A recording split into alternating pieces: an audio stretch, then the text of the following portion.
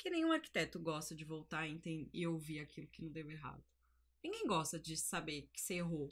Mas, gente, tá tudo bem errar, né? Eu acho que um projeto ele não é 100% errado. Ele pode ter pontos em que não deram certo, mas não é que errou o projeto, né? Erro, pra mim, é você errar a altura de bancada, é ter um erro grave que impede a pessoa de exercer a função ou de usar o espaço.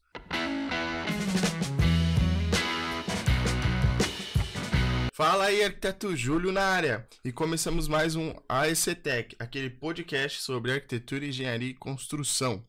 E hoje eu tenho duas convidadas de peso aqui para falar sobre arquitetura corporativa, a Amanda e a Luana do escritório MGE. Olá, eu sou a Amanda, sou arquiteta, tenho 16 anos de experiência em arquitetura corporativa, vim de uma grande instituição financeira, hoje sou head de arquitetura na MGE Engenharia. Tenho especialização em neurociência aplicada à arquitetura, que é algo que a gente constrói junto, né? Tem aí todo um trabalho sendo desenvolvido para que os projetos sejam mais humanos, né? E que a gente consiga influenciar os comportamentos de forma positiva. Muito bom. Meu nome é Luana, eu sou arquiteta, trabalho com BIM e conceituação de interiores para os projetos corporativos, desenvolvendo layout e tentando adequar as necessidades de cada projeto, de cada cliente e, obviamente, sempre associando a tecnologia aos projetos que a gente recebe dos clientes. Legal, pessoal. Bom, após serem apresentados, eu queria que primeiro vocês falassem um pouquinho da história de vocês, né? Quem é a Amanda, quem é a Luana, como que fez vocês chegarem até a arquitetura. Que eu sempre falo que por trás de um grande background ali profissional tem emoção, tem uma história, tem um ser humano por trás. Pra explicar, até pra inspirar, porque tem muita gente que tá indo naquele caminho, às vezes não sabe se é aquele caminho que tem que seguir na arquitetura, vê oportunidades, né? Igual você se especializou bastante nessa área e acabou tirando muito proveito disso para interiores, por exemplo, e corporativo. Eu sempre falo que dá para ter um nicho do nicho do nicho. Sim. E ser muito feliz e ter resultado em todas as áreas. Então, se vocês quiserem começar um pouquinho, Amanda, contando lá desde quando você começou até aqui. Então, eu entrei na faculdade com 18 anos, eu tenho 37 hoje, não parece, mas eu tenho 37. E eu entrei na faculdade meio de gaiato, assim, porque eu queria fazer engenharia civil, passei na faculdade de engenharia, mas alguma coisa me falava que não era isso que eu queria, assim. Eu queria, mas não queria, tinha uma dúvida. E aí eu fiz teste vocacional, e no teste vocacional deu que eu tinha que ir para a área de artes. E aí eu falei, próximo da engenharia, que envolve artes e arquitetura. Entrei na faculdade de arquitetura.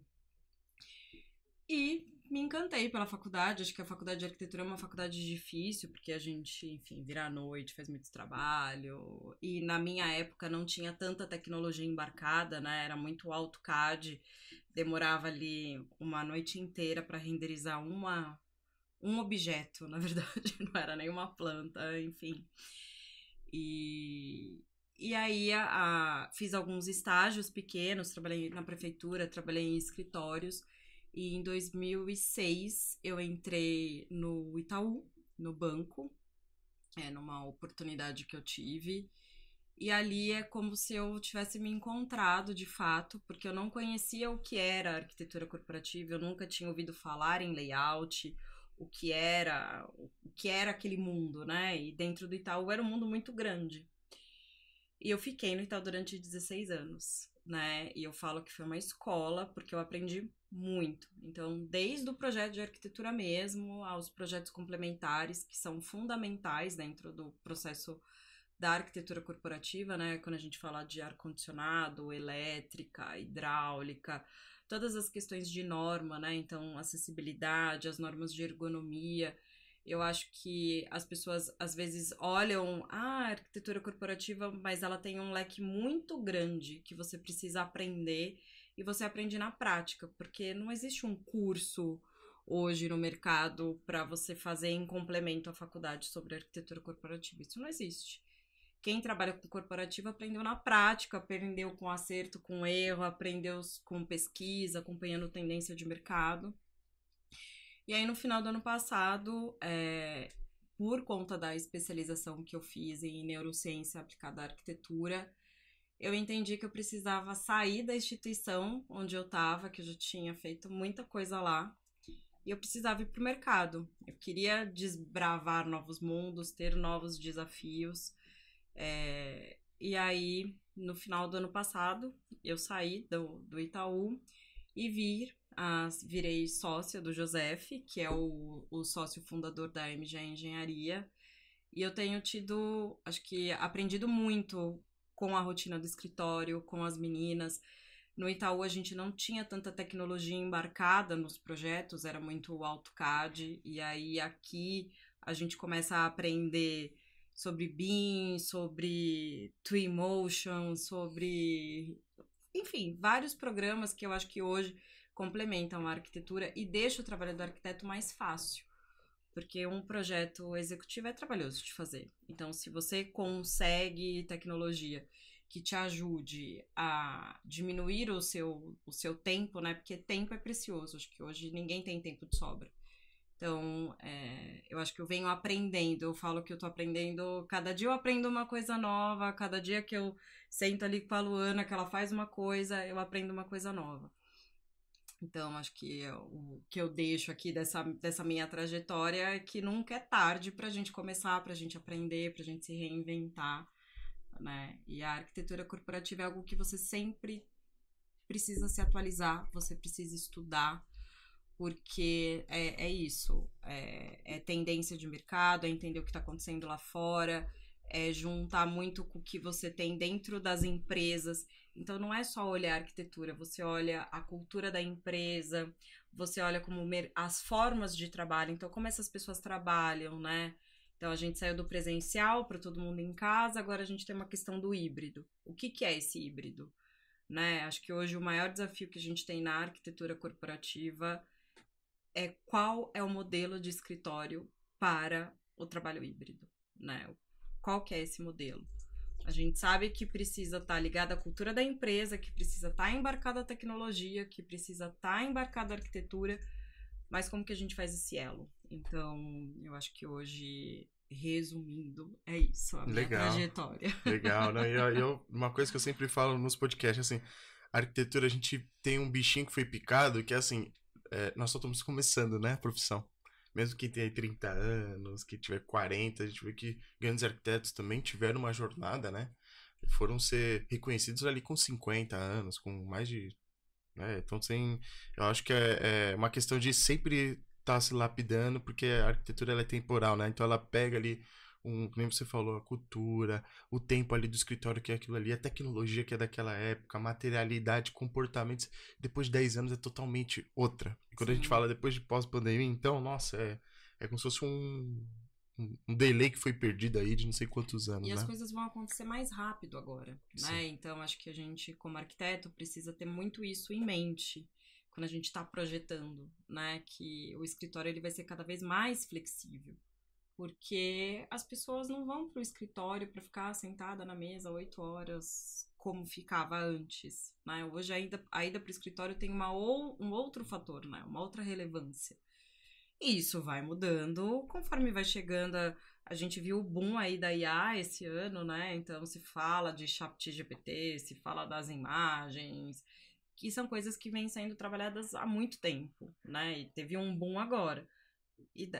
Mas vai ser cada vez mais, né? Então, eu acho que a gente precisa olhar e entender justamente que o arquiteto, ele não é só o cara que vai desenhar o projeto, ele é o cara que precisa estar junto com a empresa, né? Desenhando, modelando, para que caminho você quer ir, o quanto você quer gastar. Ser um aliado, né? Eu acho que não o cara que é chamado quando tem um problema e pega um briefing lá engessado. Não, eu acho que tem que ser participativo, né? Tá junto. As empresas precisam entender que a gente precisa estar junto com elas. Legal, não, muito bom. Eu entrei na arquitetura, nunca tive dúvidas do que eu queria fazer, nunca tive dúvidas. Fiz interiores, e aí depois entrei na faculdade, eu sempre fui muito dedicada. Nunca fui a melhor aluna de todas, mas eu sempre fui muito dedicada a entender o que estava acontecendo. Era a primeira a chegar, a última a sair. Então, me dediquei bastante, como a Amanda falou. A faculdade, ela acaba te puxando de uma forma muito doida, assim. Faculdade de arquitetura, você vira seu mundo de cabeça para baixo.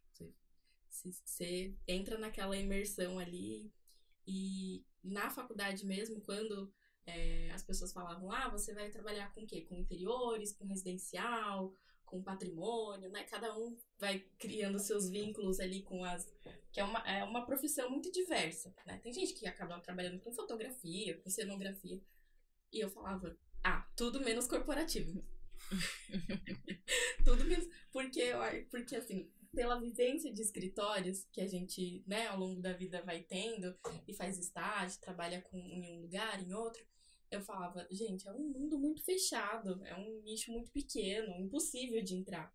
Eu achava que era uma coisa de outra realidade. Eu achava que o corporativo nem existia, assim. Então, não era pra mim. E aqui estou eu. E me encantei, acho que eu não me vejo em outra área nesse exato momento, assim. Porque no corporativo, eu me encanto como a Amanda falou, quando a gente recebe uma necessidade de um cliente, então você entender o que está acontecendo com aquele escritório, quem são as pessoas que trabalham ali, como que elas trabalham, essa coisa do híbrido pega bastante. Então, chegar a gente vai lá fazer uma vistoria, e aí ver que tem um pessoal que está trabalhando, aí você percebe que tem um grupinho assim que gosta mais de ficar no banquinho que tá lá no canto. Por que eles gostam de ficar lá no canto? Então, começar a entender por que aquele espaço é mais agradável do que esse. É a iluminação? O que é? É a vista? Aqui a persiana fica mais aberta, fica mais fechada? O que tá acontecendo? Porque as pessoas gostam mais desse espaço do que desse, entendeu? Então, quando você começa a entender o comportamento, a importância da acústica, da iluminação, o conjunto das coisas, assim, é encantador. Então, eu acho que não consigo me ver longe do corporativo. me pegou bastante essa coisa do corporativo. E o BIM veio como um auxiliador, assim, uma ferramenta que não esperava também. Eu acho que é um grande receio de muitas pessoas que estão na faculdade de arquitetura ou começam a conhecer as novas tecnologias, né, para trabalhar. E fica todo mundo assim, não, tem o AutoCAD, tem o SketchUp, V-Ray, tem aquelas ferramentas que todo mundo já conhece e não se arrisca. Acho que dentro das pessoas que estudaram comigo eu vi sempre um receio, não sei se um medo, mas um receio de avançar. Assim, não, acho que o BIM pode ser desafiador, eu não sei se é tão complexo, eu não sei. Então, acho que o receio travou muita gente. E eu tinha muito disso. Porém, eu fiquei grávida no fim da faculdade, TCC, e assim, como que com uma criança pequenininha, com um bebê, né, essa coisa do ser mulher também acaba pegando bastante, e como que eu ia lidar com estágio, faculdade, com um bebê pequeno. Então eu falei, ou eu aprendo uma ferramenta BIM agora, ou isso não vai dar certo. Então eu aprendi YouTube, como que eu faço. Eu preciso facilitar a minha vida, porque eu não posso perder tempo puxando linha por linha para fazer um corte. Preciso otimizar o meu tempo. Na busca pela otimização do meu tempo foi onde eu cheguei no BIM, com medo ou sem medo. Foi onde eu me encontrei ali, e dali foi busca uma coisa, busca outra coisa. Entrei na MGE com essa bagagem, né, do BIM, com esse conhecimento, e aí então dentro do corporativo a coisa ficou muito mais clara, ficou muito mais nítido do quanto isso pode ser produtivo no dia a dia, no trabalho, até pela conversa com o cliente, na própria conceituação de projeto, o BIM acaba facilitando demais. Então, é basicamente isso.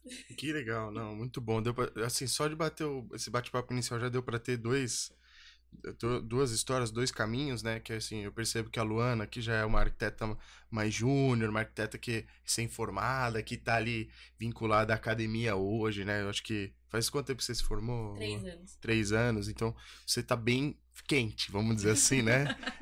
Então, e é normal que a grande maioria também que faz curso e tá participando, trabalhando com a gente, são pessoas, geralmente é natural quem tá no finalzinho da faculdade tá muito ligado ainda à tecnologia e menos com experiência, vivência de mercado, porque ela vai começar a jornada dela como arquiteta ainda, que já é o caso diferente da Amanda, que já tava numa instituição bem grande também, já tava bem nesse mundo corporativo e tudo mais, teve a sua formação, mas teve uma outra formação, falando em tecnologia também, né? E viu a necessidade já ali, falou, poxa, eu preciso me atualizar, preciso entender que o mercado está trabalhando agora, preciso alcançar novos ares. E aí eu acho que quando eu olho para a MGE agora, né, fazendo assim, juntando vocês duas, é o que eu sempre falo que é melhor ter nas empresas, que é ter sempre um arquiteto pleno e um júnior juntos.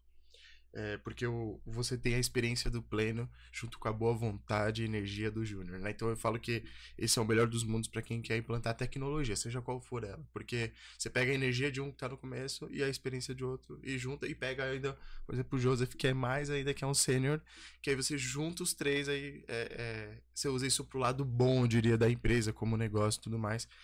É muito complexo quando a gente fala das empresas que só tem júnior, por exemplo, envolvido. Porque aí ele não tem a experiência, ele não tem a cultura, a troca da empresa para poder trazer isso numa implantação. Então ele não está implantando BIM, ele está implantando tecnologia, ele está implantando Revit, ele está implantando ArchiCAD, SketchUp e etc, né? Mas é engraçado falando, mesmo você que é formada faz 3 anos, que ainda é um método que a gente fala de 10 anos atrás. SketchUp, AutoCAD, V-Ray, né? Então, assim, isso vem muito, é uma discussão que eu tive em outro podcast com o professor Nardelli, de que a academia, ela, não vou dizer que ela parou no tempo, mas ela tinha aprendido de uma forma que deu certo, era a forma que os concursos públicos trabalham, concurso de arquitetura, sim, é uma forma de trabalhar com imagem no final, venda, mas é um processo criativo de desenvolvimento que já não é mais... porque... É convencional, né? Eu falo porque eu já tive dos dois lados, né? Eu já fui arquiteta cliente, né? E agora eu sou a arquiteta que vende o projeto. E quando você tem, como a Luana falou, a conceituação toda no Revit, que eu vou falar no Revit, que é a ferramenta que a gente usa, a planta, ela sai muito mais fácil, né? Porque ela já tem uma questão da visualização em 3D.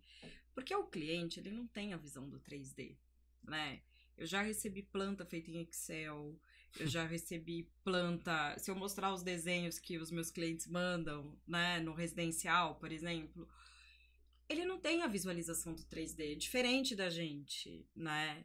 E nem todo mundo tenha o traço maravilhoso para desenhar a mão livre, né? Eu acho que isso é um mito que todo arquiteto desenha super bem a mão livre. Não, né? O arquiteto, ele precisa saber desenhar, não necessariamente a mão livre. Se expressar, né? Se expressar. Então, quando você consegue traduzir isso e você mostra, a visualização já é outra, né? A gente aprovou essa semana um projeto e quando a gente mostra, o cliente, ele falou, nossa, era exatamente isso que eu estava imaginando.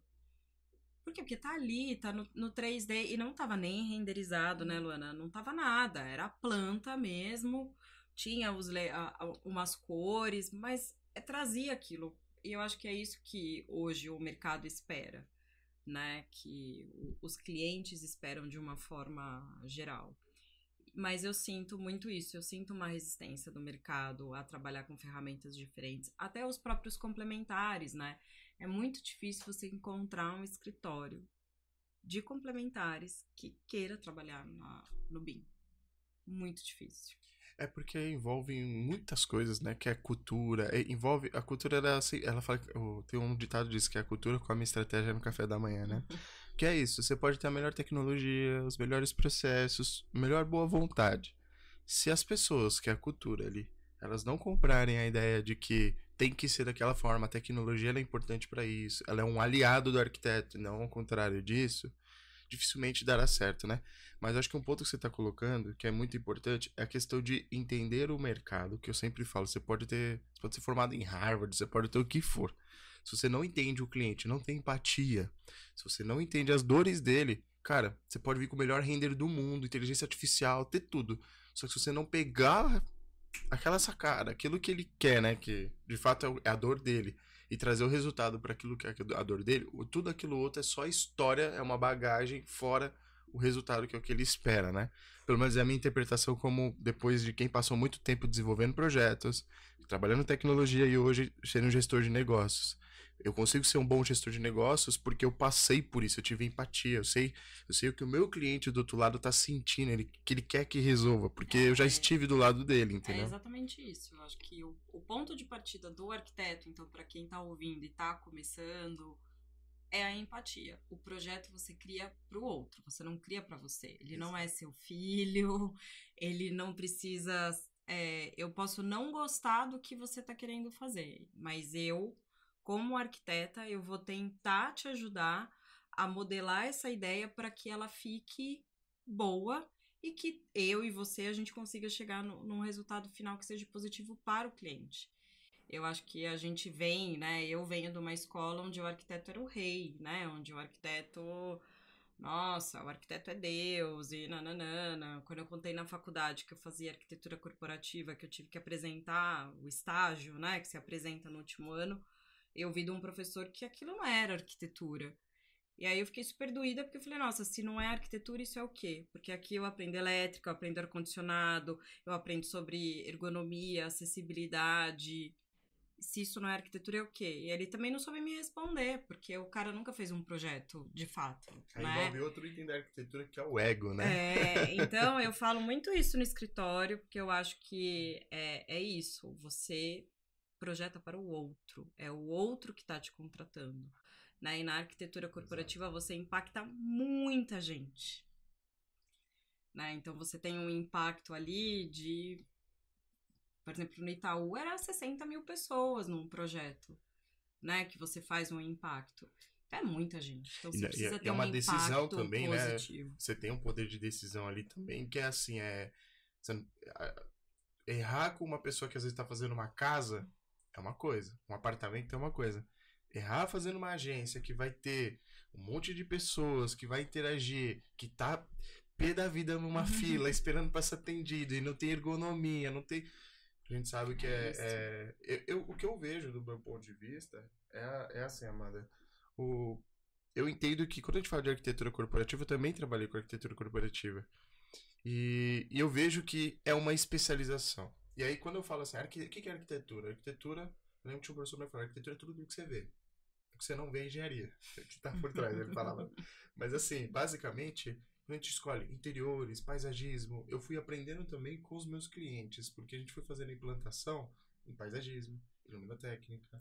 E aí você entende, cara, olha o tanto de coisa que tem na arquitetura. A arquitetura é como se fosse igual a engenharia. O cara faz engenharia, depois ele procura civil, elétrica, hidráulica, né? Eu vejo a arquitetura muito assim. Ela é isso. Só que, infelizmente, na faculdade, a gente não enxerga essa outra vertical, que seria a especialização. Por exemplo, eu acabei indo pro BIM, me especializando numa área de tecnologia. Então, eu falo pro pessoal assim, tem muito nicho, e eu entendo que a arquitetura corporativa, sim, se torna uma especialização, e é carente o mercado de... Eu fui esses dias entrar na internet e falei, pô, será que tá pós disso? Não, você não acha Não pós tem. disso. O máximo que você acha é arquitetura comercial e varejo. Não é isso? É isso.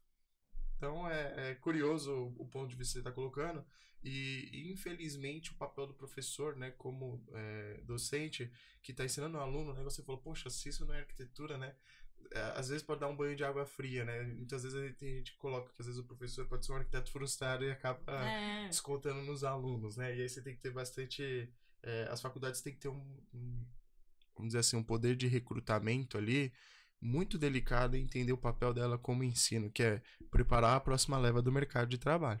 Né? E preparar e assim, durante muito tempo eu ficava pensando assim, mas por que a gente é humanos, né? Por que a arquitetura é humanas? E é muito humano, não tem como não ser diferente, né? Mas eu acho que isso é uma coisa que também não te prepara, porque o arquiteto ele é um pouco psicólogo, né?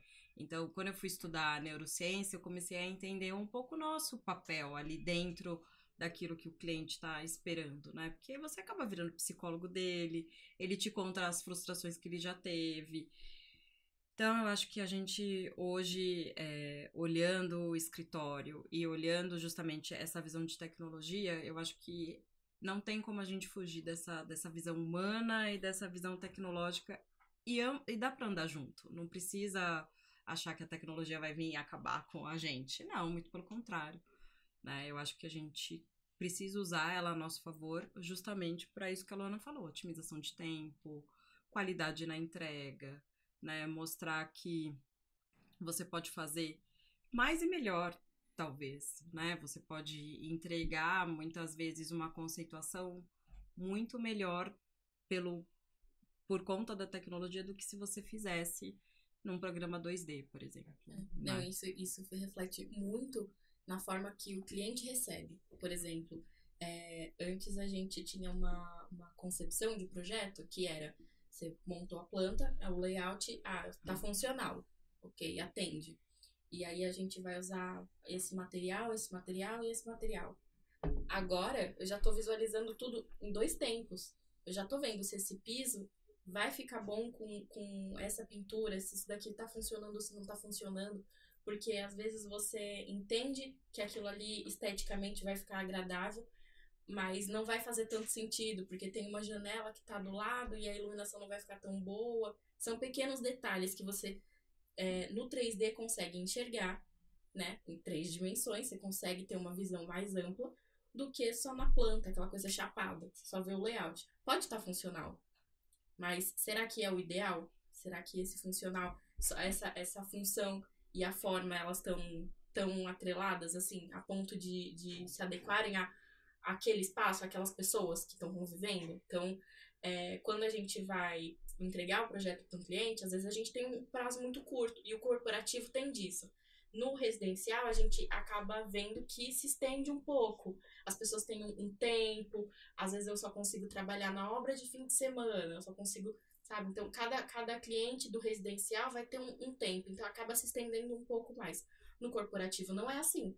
O prazo é pequeno, eu acabei de alugar, eu tenho 2 meses aqui para poder a obra ficar pronta, então acaba sendo muito mais curto esse tempo. Então a gente precisa se adequar ao tempo e entregar com qualidade. E não só com qualidade, mas precisa entregar aquilo que o cliente está buscando. Então, esteticamente falando e dentro de todas as outras diretrizes, né? Isso mesmo que a Amanda falou. O ar-condicionado, todos os complementares, elétrica, tudo tem que estar muito alinhado. Porque vai impactar muitas pessoas. Não vai impactar uma pessoa que está usando uma sala, um dormitório. Se uma mesa está em uma disposição onde a cadeira está para o corredor, todo mundo que estiver passando vai ficar esbarrando naquela pessoa. Então são pequenas coisinhas que impactam o andamento. E imagina você trabalhar num lugar, você fica na sua casa, e hoje é o dia de ir para o escritório. E aí você vai para o escritório trabalhar num lugar que está desconfortável, ou que a cadeira não está tão legal, ou tem uma luz que está batendo em cima da minha tela. Enfim, a gente precisa deixar que o colaborador esteja confortável, trabalhe, seja produtivo, obviamente, mas que ele tenha ali uma recepção humana para ele, porque ele, afinal de contas, saiu da casa dele para trabalhar e ali ele tem o convívio dele com os colegas e tudo mais, então essa questão da empatia acaba sendo muito importante, como a Amanda falou, tudo tá muito conectado. Legal, não. E eu até aproveitei aqui quando você estava falando, até ia perguntar assim, na opinião de vocês, o que é a arquitetura corporativa, né? Quando a gente tá falando aqui, pô, arquitetura isso, envolve aquilo e tal, assim, né? Eu joguei aqui no chat GPT o que ele entende como objetivo e vínculo disso. Mas eu queria, antes de falar aqui, entender a opinião de vocês, o que vocês, como especialistas, entendem como arquitetura corporativa para quem não sabe o que é arquitetura corporativa. Porque às vezes a pessoa entende corporativa, opa, tem a ver com grandes empresas, né? Não necessariamente. Quando eu fiz uma reforma aqui, eu entendo que eu fiz uma arquitetura corporativa aqui no meu escritório. Eu pensei, cara, eu quero uma acústica, eu vou abrir essa parede. Eu fui fazer um layout aqui que todo mundo, eu quero com vista pra rua. Não quero que todo mundo trabalhe de costas, pior coisa que tem. E eu acho que isso motiva as pessoas, né? Às vezes as pessoas não sabem, mas você pensa em tudo pra ela estar ali, né?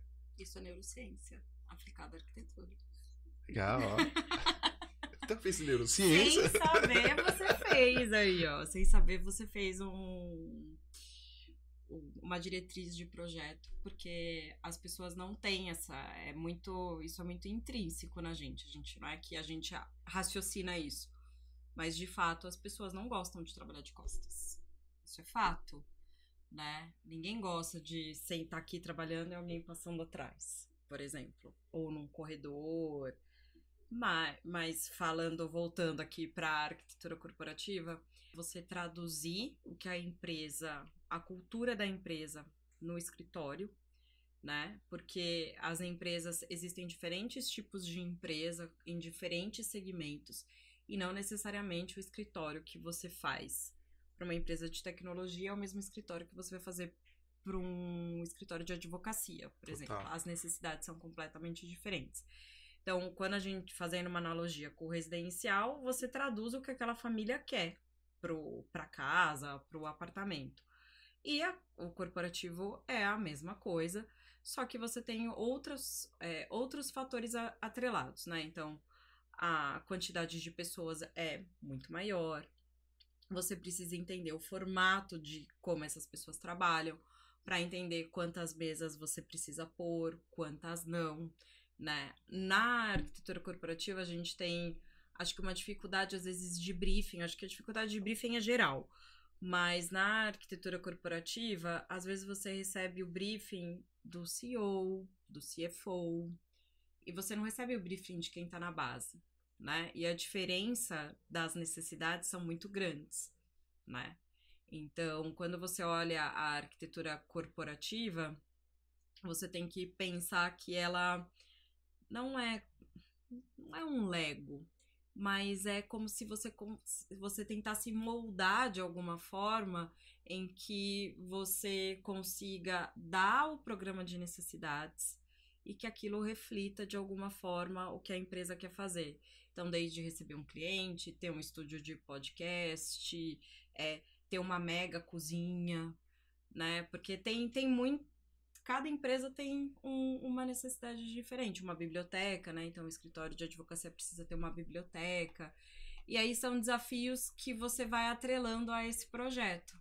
Diferente do residencial, que existem inúmeros desafios, mas eu acho que na arquitetura corporativa esses desafios são maiores. Porque é um pouco isso, você trabalha com luminotecnia, porque você tem uma questão de norma que as pessoas precisam trabalhar, com tantos luxes e tudo mais. Você tem uma questão de acessibilidade obrigatória que precisa ser feita, né? E aí você tem desafios dentro da acessibilidade, muitas vezes, porque nem sempre você tá num prédio novo, né? Muitas vezes você tá num prédio que não tem banheiro acessível, que não tem rampa.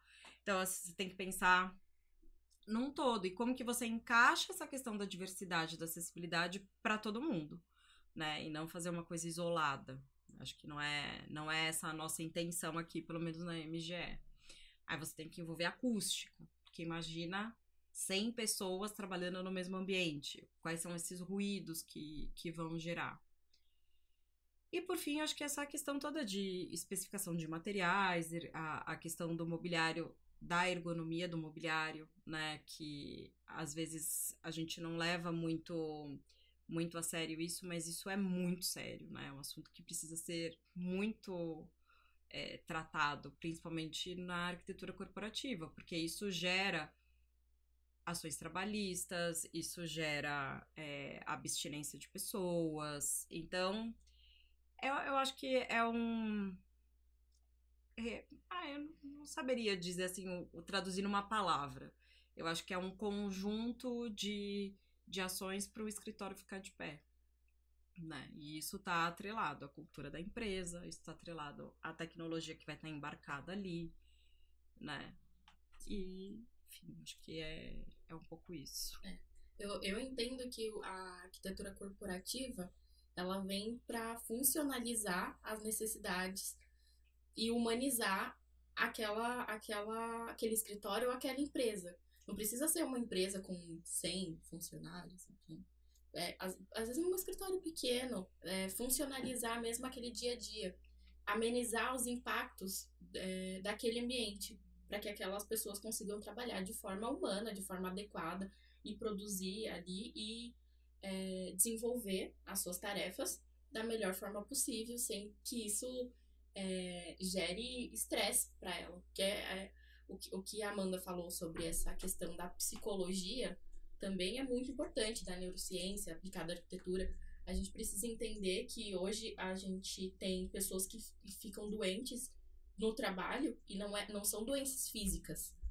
Antigamente a gente tinha umas questões com cadeira mesmo, a ergonomia das cadeiras, a gente tinha que adequar as cadeiras, né? Esses dias a gente estava conversando com um fornecedor sobre isso, a mudança que teve do design das cadeiras mesmo dentro do corporativo. Quando começaram a ter as cadeiras corporativas com a regulagem de altura e tudo mais, essas adequações para o corporativo.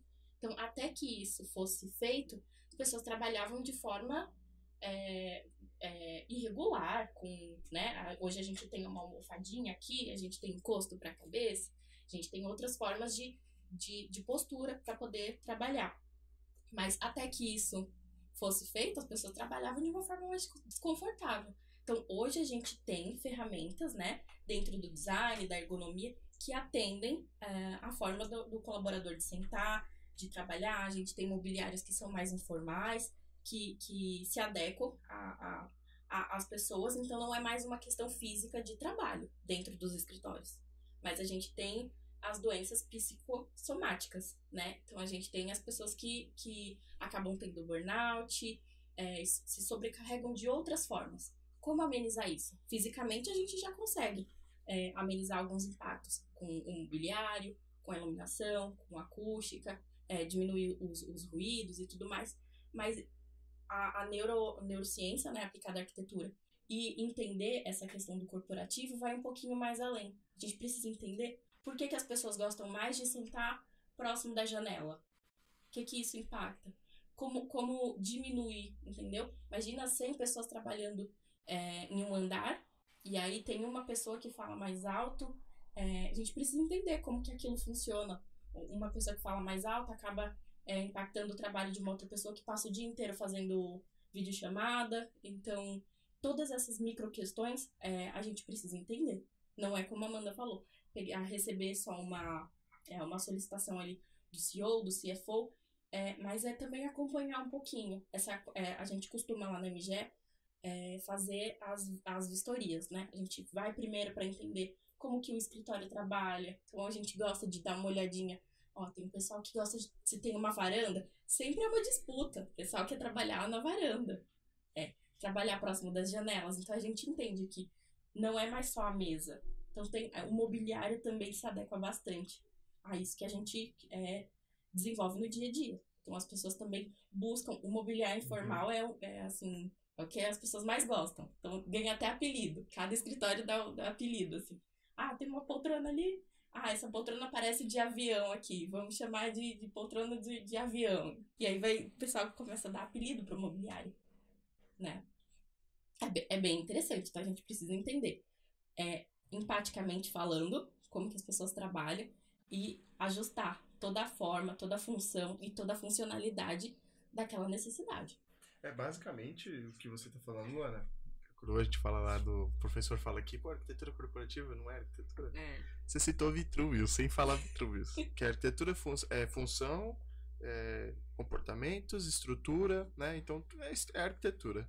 E aí eu anotei algumas coisas aqui que eu achei muito legais. Eu tenho umas perguntas para vocês também falando da arquitetura corporativa. A primeira delas é o seguinte: ter o briefing, ter um procedimento, uma metodologia é importante, né? Não pode, por mais que cada projeto seja um projeto, você tem que ter um guia ali de como se faz aquilo, porque não dá para ficar nesse lado amador de tentativa e erro o tempo todo, né? Tem que ter um processo, exato. E aí quando a gente fala eu acho que um dos erros que eu vejo, isso aí, vocês me corrigem se eu estiver errado, tá, Amanda? Mas assim, muita gente, ao invés de fazer primeira lição de casa, de levantar, tá, o que a pessoa faz? Qual o comportamento dela? Tá, mas que tecnologia que eles usam aqui hoje? Acho que um grande erro é assim, vamos ver o Pinterest, vamos abrir o site do Google e vamos falar, eu quero ter uma empresa igual a do Google. Só que quando a gente fala de copiar uma cultura, que eu acho que é um erro assim gravíssimo, né? Porque ele tenta trazer uma coisa que a empresa dele não é. Sendo que é o contrário, né? Ele tem esse trabalho do arquiteto de psicologia, arquitetura junto ali, de analisar tudo que ele passa, vamos lá. Não vai funcionar, né? O escritório não vai funcionar. Fica bonito, fica aquele render bonito, aquela imagem bonita, mas não funciona, né? Mas no final do dia não é aquilo que reflete o que a empresa dele é, né? Sim. Eu falo que eu tive muito essa discussão na época que eu trabalhei no banco, porque veio o boom do Vale do Silício, né? E de fato não tem como a gente negar, o Google, ele é um formador de tendências, né? Eu acho que o Google, ele veio, os escritórios do Google, eles vieram como uma tendência muito forte e acho que fez a gente repensar muita coisa, né? De sair do open space da forma que era, né? Acho que ali nos anos 2010 a gente tinha muito aquela questão dos escritórios abertos, menos hierarquização, né? Ainda tinha uma questão de hierarquia, mas menos, acho que estava todo mundo muito junto, numa mesma mesa. E o Google, ele traz isso, mas ele traz de uma forma completamente diferente, né? E aí todo mundo queria ser o Google. Só que o Itaú, por exemplo, não é o Google, né? Sei lá, uma outra empresa que não é o Google, né? O Google, a Apple não é o Google. Não é o Google, né? Então, assim, as pessoas não... Aí começa a se entender que as pessoas no Google não tinham horário fixo, as pessoas poderiam trabalhar de bermuda. Tem uma série de coisas e a consequência é o espaço físico. Aquilo reflete as pessoas. Ninguém vai ficar de cara feia se você parar e jogar videogame 10 minutos, descontrair. Sim. Não é essa cultura que existia dentro de uma instituição financeira, dentro de um escritório de advocacia. Não.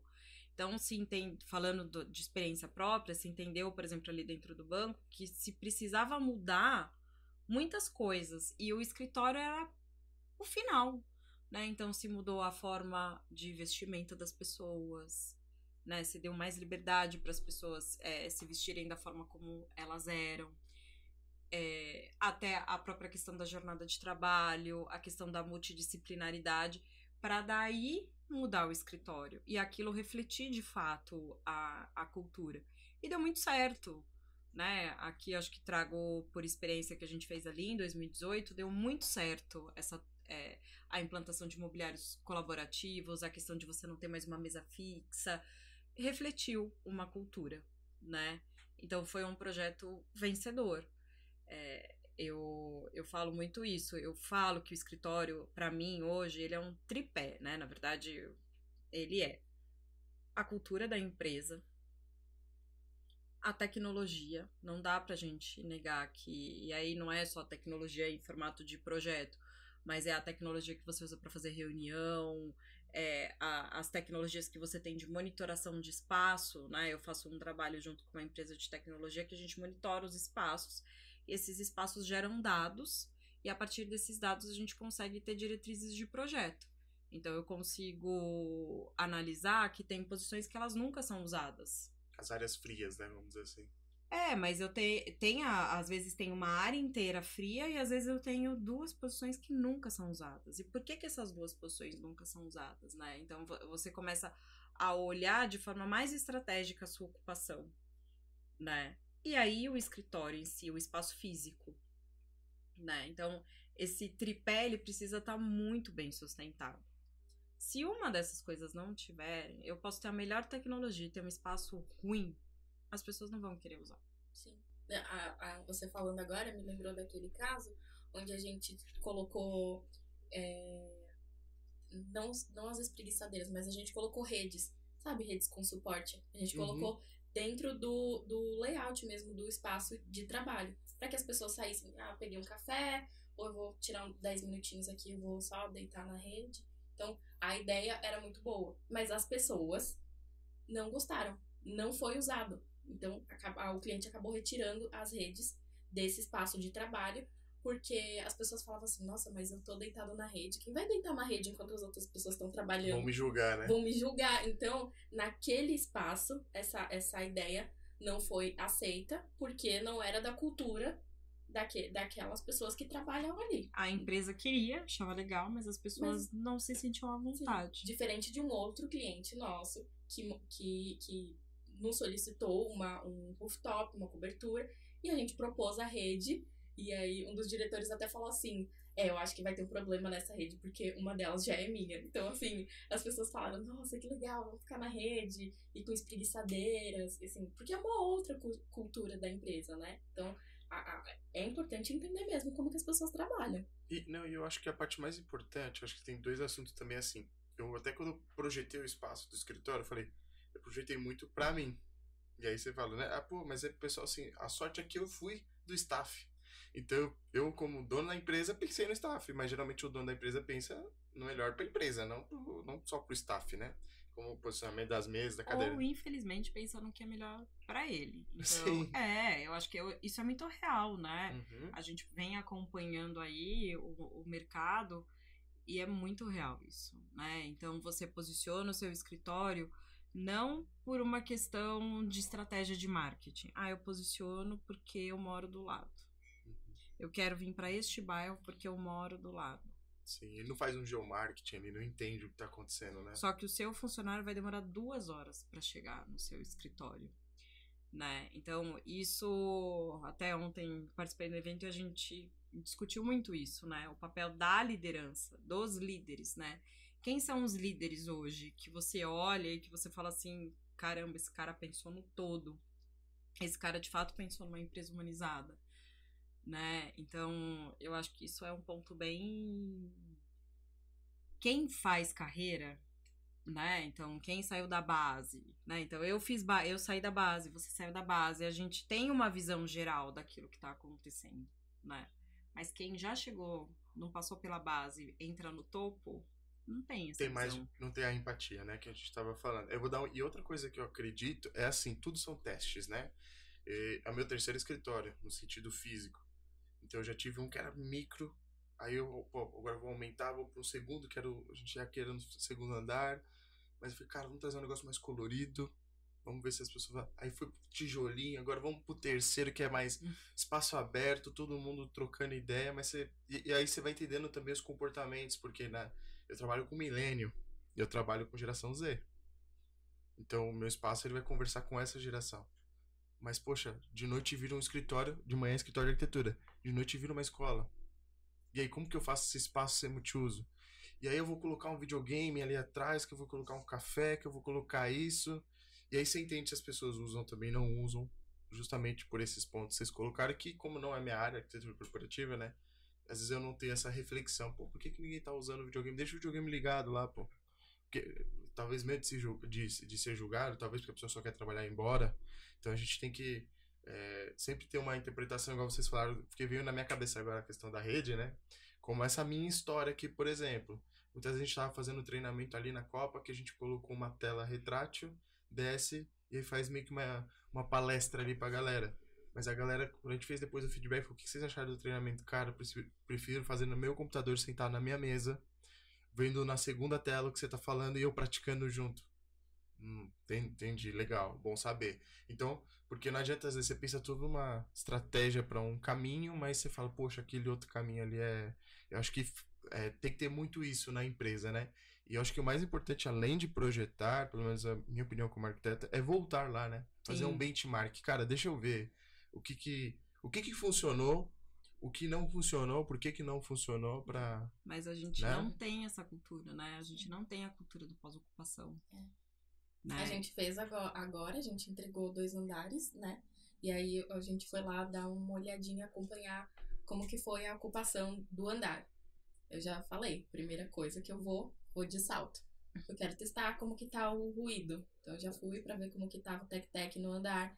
A gente já prestou atenção, ó, tem um pessoal aqui que sempre faz mais barulho, acho que é melhor puxar mais umas nuvens acústicas aqui. Aqui esse pessoal fala o dia inteiro. Então, ter feito isso nos auxilia e dá uma outra visão. Que é muito generalista. Você só fala assim, não, o layout tá ótimo, os materiais são bons e tá tudo funcionando. E muitas Plantou vezes... bem que mal tem, né? Não, e muitas vezes o cliente, ele toma a decisão ele mesmo de fazer ajuste, Sim. né? E não passa pra você, porque ele tá vivendo aquela dor que o seu projeto causou, né?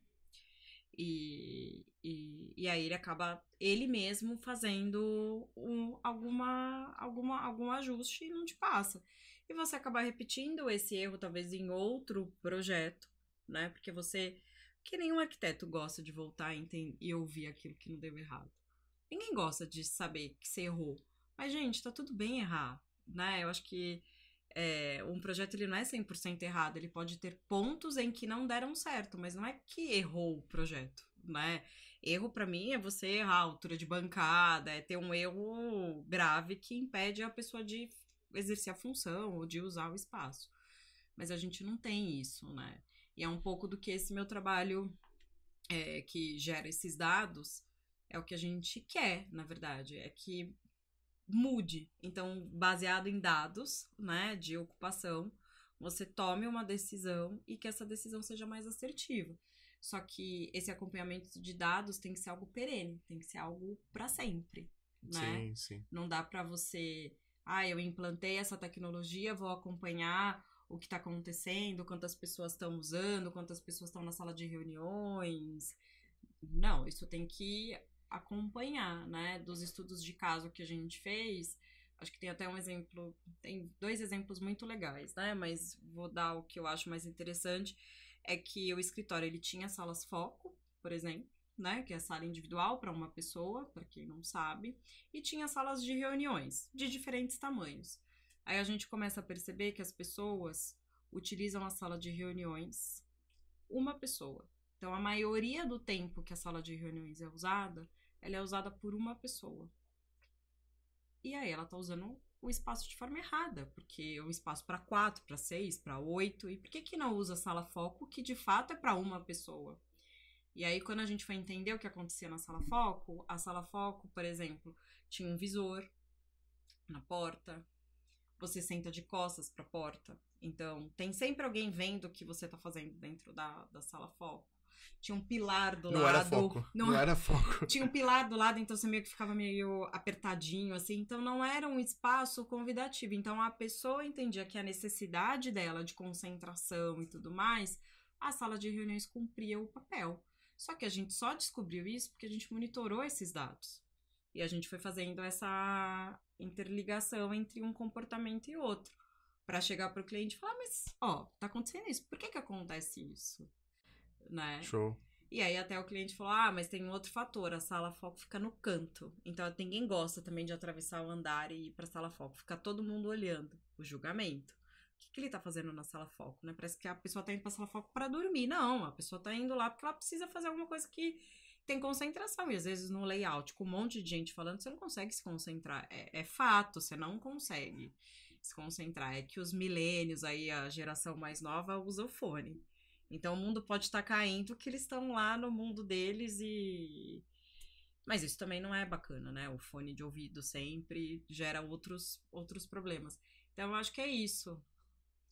A gente não faz a pós-ocupação. Então por isso que eu defendo tanto essa questão do uso de dados, de você usar a tecnologia em prol de fazer um escritório mais eficiente, por exemplo. E eu acho que assim, uma parte importante, a gente tá falando de negócio. Então eu entendo assim como eu dou aula, assim como eu faço qualquer outro serviço, é importante você voltar lá e falar, cara, o que você achou do trabalho? O que dá pra melhorar?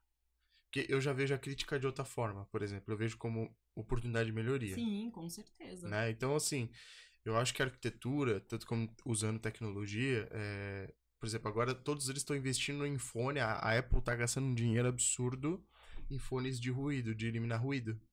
Porque cada dia é mais natural você estar nos espaços, né? Mas eu não sei quais são os efeitos colaterais que isso vão ter depois de isolamento mesmo, né? Porque teve pandemia, depois mudou, né? Aí eu fico pensando assim, né? Pra que você tá dentro de um espaço que você vem trabalhar com as pessoas, se encontrar com as pessoas, se você fica com fone de ouvido?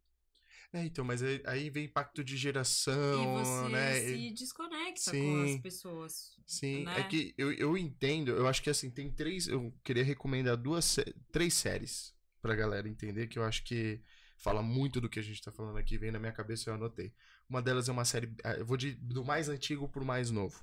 Série Mad Men, que é uma série sobre publicidade. Sim. Né? Lá na Times Square, ali esqueci o nome, na Madison Avenue, ali aquele negócio dos Estados Unidos, que dominado pelos homens no sentido de é álcool o tempo todo, aquela coisa de publicidade, né? Uma história de um escritório de publicidade.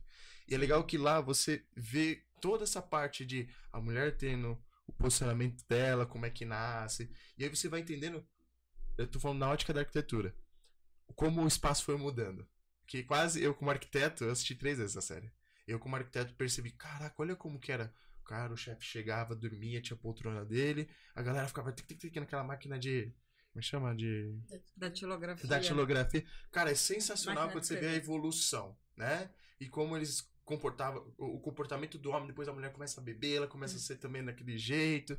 E aí, outra série que. Isso eu tô falando para escritório e publicidade também, falando de corporativo. 3 corporativos que são muito diferentes. Segunda série, Suits. Ah, eu ia falar do Suits. Do Suits, né? Então, assim, você pega lá o Harvey Specter, escritório de advocacia. Já estamos falando ali da época de série dos anos 2000 a 2010, né? Dos escritórios de advocacia. Mas reflete bem o espaço físico. Reflete total, né? Ah, tem a reunião geral, aí tem a sala da diretoria, tem o staff que é aberto entre eles, mas as células estão bem divididas. Reflete bem essa hierarquização. Sim, e tem até sim. um episódio que o Luiz Lute lá, um dos sócios, o escritório está passando por uma crise e ele contrata uma arquiteta, porque ele entende que o ambiente vai fazer diferença para as pessoas. Eu até postei depois do meu Instagram, porque eu achei aquilo sensacional. Eu falei, gente... Ele viu que não estava funcionando aquilo que ele tinha, né? E ele trouxe, e ele até se envolveu emocionalmente com o arquiteto, enfim, tem todo Então, eu falei assim, você tava falando, veio na mente, assim, porque tem um episódio que fala exatamente sobre isso. E não tem nada a ver com arquitetura, é um escritório de advocacia. Não, mas é interessantíssima essa evolução de como os espaços são totalmente diferentes. E o terceiro, que é da Netflix, é o Som na Faixa, que é da Spotify. Que você já vê que aquele espaço totalmente descontraído, mais ou menos nessa linha do Google, bebe, faz o que quer... O pessoal fica brincando com arminha, brinquedinhos ali, né? E aí chega uma advogada, né? Totalmente. Mostra os 2 cenários. Ela saindo no andar de cima, que tá no segundo andar. Desculpa dar um spoiler, pessoal, mas aí ela desce, ela tá toda serinha, e aí o pessoal pede pra ela trabalhar pra ela homologar, a conseguir legalizar o Spotify. E aí ela desce, e a primeira coisa é que quando ela entra no elevador, ela toma um tirinho de arma, assim, sabe? Porque ela tá num espaço totalmente com outra cultura, né? E aí depois, acho que passa nem um mês que ela tá lá, ela já tá toda descontraída, ela já se adequou à cultura daquelas... Porque cultura é pessoa, né? No final. Mas ainda tem uma questão de necessidade mesmo por área, né? Então, as empresas, cada área dentro de uma empresa tem uma necessidade, que acho que isso que é importante falar, né? Então, o jurídico, por exemplo, ele tem uma necessidade completamente diferente da tecnologia. E tá tudo bem, eles podem estar na mesma cultura, ela pode estar tá tudo bem. Só que em algum momento o jurídico ele tem uma questão muito mais de foco, porque as pessoas leem mais, né? Tem que tomar decisões ali, tem que escrever e tudo mais. Diferente do time de tecnologia, que talvez tá ali na mão na massa, tirando os desenvolvedores que também acho que precisam ali, os programadores, né? Numa questão de foco, mas eles estão ali construindo, fazendo design building de como vai ser as coisas, né, junto ali com o pessoal de CX. Então, eu acho que e aí, junto o financeiro, tem outra necessidade, né? Cada área da empresa tem uma necessidade diferente. E aí, quando você vai construir esse escritório, que você vai dizer onde essas pessoas vão sentar, isso também precisa ser levado em consideração. Uma área comercial faz um barulhão. Eles ficam o dia inteiro no telefone, eles precisam vender, eles precisam de resultado. Eles não podem estar do lado do jurídico, né? Porque é uma questão muito óbvia, os caras são barulhentos. E tá tudo bem, eles precisam ser barulhentos, porque eles precisam trazer resultado, Sim. né? Então, isso também é uma coisa que precisa ser pensado, né? E eu acho que essas séries que você deu são... E tem um filme que passa no Google também, que eles entram, esqueci o nome, que eles entram como os estagiários. Sim, muito bom esse filme. Muito bom. É muito bom, assim, do ponto de vista de entender o que é o mundo do Google, e aí entra né? a geração, e como eles se adaptam, né? E como eles ajudam aquela geração a passar ali pelo processo. Mas aqui o escritório é bem interessante, né? Pra eles é um choque também, algumas coisas que eles veem, né? Não, muito legal. Eu tenho até uma pergunta. Luana, na sua opinião, você acha que o projeto, quando a gente fala de tudo isso, de sentir, de entender, de acompanhar a arquitetura, eu não queria usar essa palavra, né? Mas qual que é a validade que tem aquele projeto, aquele espaço, né? Porque quando a gente fala de expansão, eu entendo no corporativo que ele tem dois momentos, que é muito bom para o negócio, eu fui entender isso depois de muitos anos. Porque o corporativismo, ele ganha nos dois sentidos. O cara tá crescendo, ele tem que fazer reforma. Ele vai enxugar, vai diminuir, ele tem que fazer reforma, porque ele vai se mudar, né? Então, você tá no bem e por mal, você tá envolvido sempre ali com o projeto. Eu vejo como negócio é um bom negócio. Sim. No entanto que tem escritórios até que às vezes atende uma linha, e aí quando ele começa a ser outra, ele tem até outra empresa, às vezes, para atender outra linha, porque para não ter um conflito de alto padrão, né? E também tem essas outras questões. Qual que seria o período que é necessário? Assim, o cara faz uma reforma, por exemplo. Às vezes o cara tenta fazer uma reforma, ele entende que é um espaço alugado, ele entende que ele vai ter um custo ali.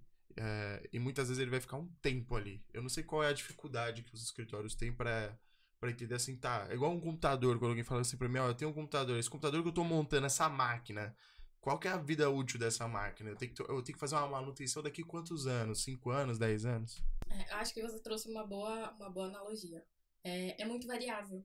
Porque, por exemplo, assim como um computador, você faz um investimento, certo? Vamos supor, ó, eu não vou investir em uma coisa fixa, tão fixa quanto um notebook, ok? É uma coisa fixa, é um pouco mais difícil, ele vai ter um custo elevado e talvez fique um pouco mais difícil para trocar os componentes. Então, eu vou investir em uma coisa que eu consiga ajustar de uma outra forma. Então, vou investir em montar uma outra forma de computador mesmo, físico, né? Então tá, vou fazer um desktop aqui. Você acaba trocando os componentes. Você entende que talvez o meu HD aqui precise expandir um pouco, ou talvez seja a hora de investir em um outro componente aqui, talvez. Trocou o sistema de som, preciso de um sistema de som novo. É um exemplo. No corporativo, é da mesma forma. Você investe numa locação. Pode ser, aí você faz todo um investimento para que aquilo atenda às suas necessidades. Mas em algum momento você entende que talvez esse mobiliário aqui não é o ideal. Esse mobiliário aqui não é o ideal. Ou essa sala não está sendo utilizada da forma que ela deveria. Então, talvez a gente repense a sala. Então tem essas adequações. Em relação ao tempo, é muito variável. Por exemplo, a gente teve a pandemia. Isso impactou de uma forma assim. A Amanda, mais do que eu, deve entender os impactos disso, mas dentro do corporativo, na minha visão, a pandemia trouxe hoje um desafio que é a necessidade de trazer o colaborador de volta para o escritório. As pessoas ficaram em casa muito tempo. Então, que espaço é esse que as pessoas vão voltar, né? Isso precisa ser convidativo. As pessoas aproveitaram achando que a pandemia seria algo minimamente temporário, assim, 1 mês ou 2. Então, eu vou aproveitar esse tempo e vou fazer uma reforma. Vou trocar um carpete, vou trocar um piso. Então, alguns escritórios aproveitaram esse período para fazer algumas adequações. Mas isso não foi desse jeito. Então, algumas coisas dentro da cultura da empresa mudaram. E com essas mudanças, hoje, a dificuldade de muitas empresas é trazer de volta o colaborador. Então, às vezes você coloca ali, 2 dias da semana, mas a pessoa vem 1.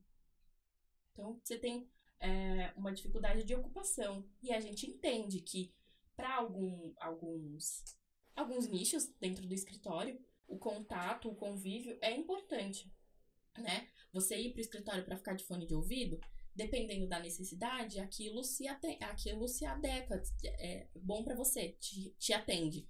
Mas para as áreas mais criativas, as áreas comerciais, o diálogo é muito importante. Então, o convívio é importante. Como que a gente pode trazer as pessoas de volta para o escritório? É importante repensar. Então, isso é muito variável. Tem essas questões também que a gente não controla. Por exemplo, a pandemia. Então, isso oscilou muito, né?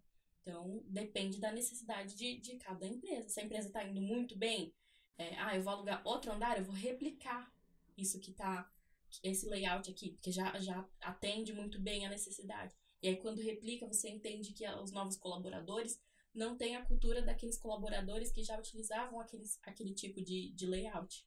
Então, vamos entender o que precisa ser ajustado. Funciona para um, não funciona para outro. É muito variável. Não, e você vê a complexidade que é o cara fazer uma autoconstrução. Não vou contratar uma arquiteta, eu mesmo vou fazer essa reforma. A gente consegue, é nítido quando você vê que teve um projeto de arquitetura e quando não teve, Sim. né? Eu acho que isso porque senão o cara tenta replicar só aquilo, copiar e colar, e aí não dá certo, né?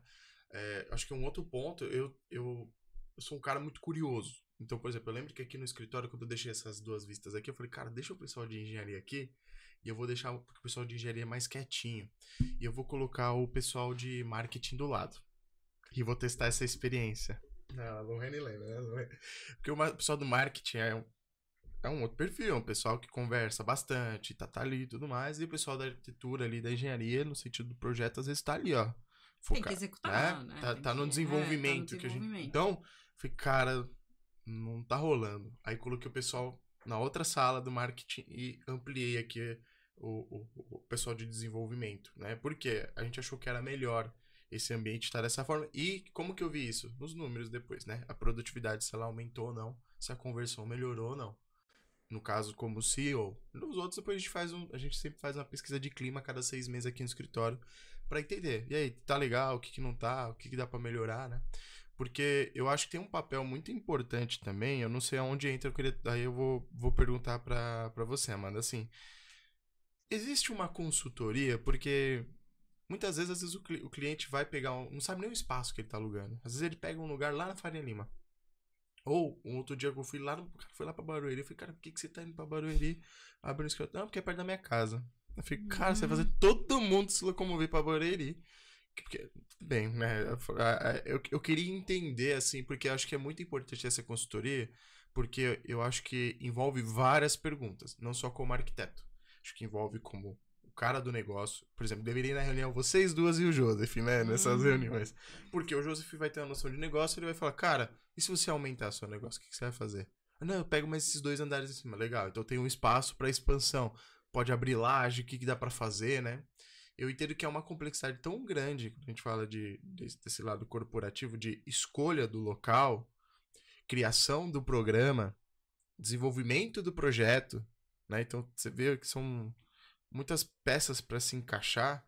Eu queria entender um pouquinho do lado de vocês. Como que é feito isso? Ou existe essa consultoria? Como que é? Existe, né?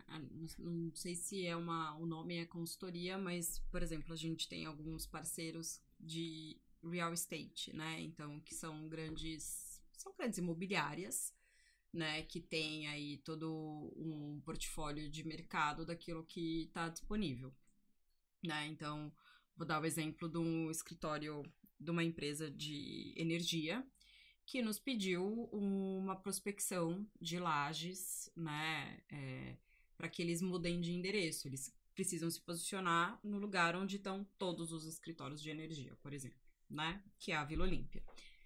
E aí a gente, em parceria com essa empresa de real estate, eles fazem toda uma prospecção e a gente senta com o cliente e mostra quais são as opções. Olha, tem esse. E aí, nessa prospecção, já vem tudo. Vem o valor do aluguel, o valor do IPTU, quantas vagas tem disponível. Vem todo um portfólio do que tem no prédio, né?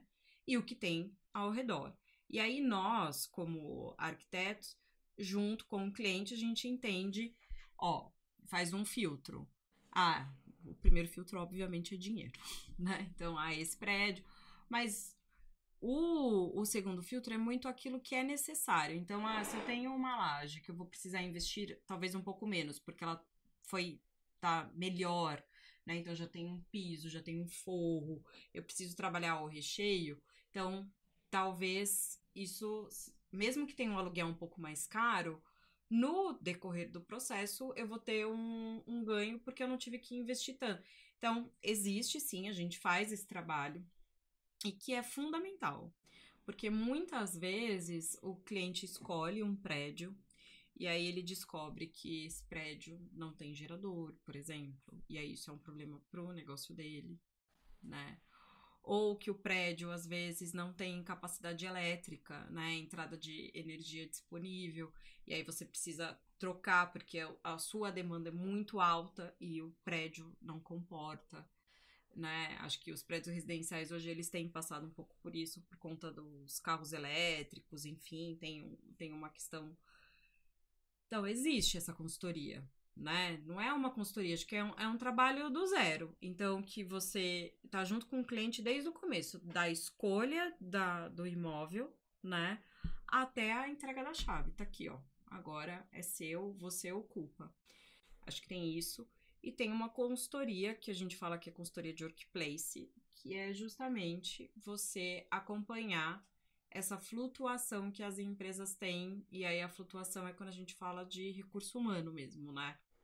Então, entender, eu tenho 1.000 funcionários, né? Como que esses 1.000 funcionários estão distribuídos? Qual que é a forma que eles trabalham? É modelo híbrido, não é modelo híbrido?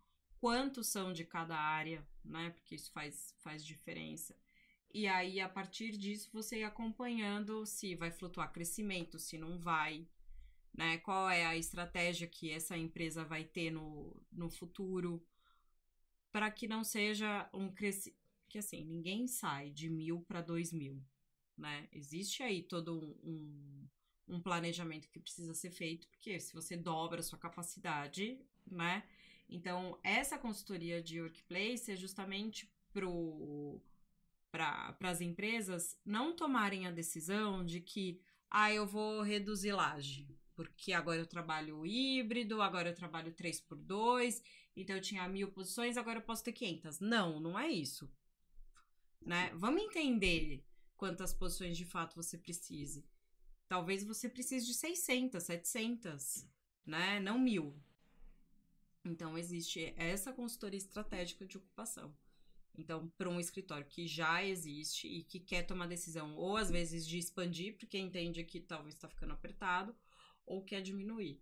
Então, precisa ser olhado de forma estratégica, né? Não dá para não tomar uma decisão, dá para diminuir. Não, porque isso pode gerar um problema de ocupação depois. Sim, não, isso impacta tanto que a gente já teve casos do cliente que remotamente precisava de um espaço em Florianópolis. Preciso de um espaço em Florianópolis, eu preciso atender 20 colaboradores para uma demanda X, que era bem específica daquele local. Tá ótimo.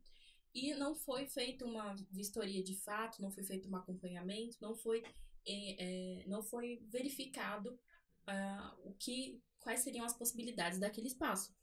E nesse cliente tem uma cultura de 3 sanitários, por exemplo, o feminino, masculino e o unissex, né? E a gente tem o unissex e, além disso, tem o PCD. Então, seriam 4. Então, 4 sanitários. Porém, nesse andar não foi locado a laje por completo. Então, a gente teve que se adequar por inteiro, porque não tinha como manter o padrão do cliente de 4 sanitários. Então, a gente teve que manter um sanitário PCD unissex.